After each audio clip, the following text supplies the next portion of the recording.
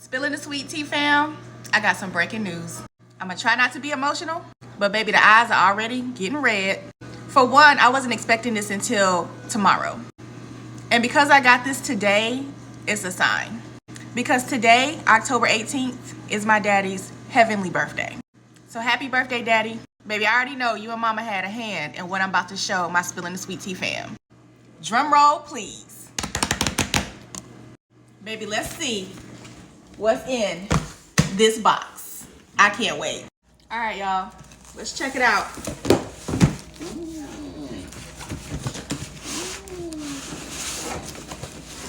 I can't get it out, hold on.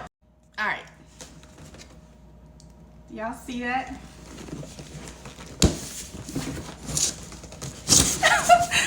Carlina, the day has finally arrived.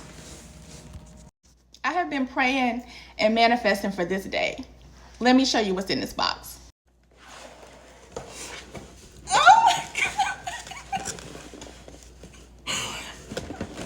Oh my God.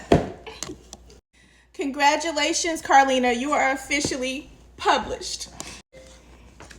Here it is, guys. Oh my God. My new cookbook.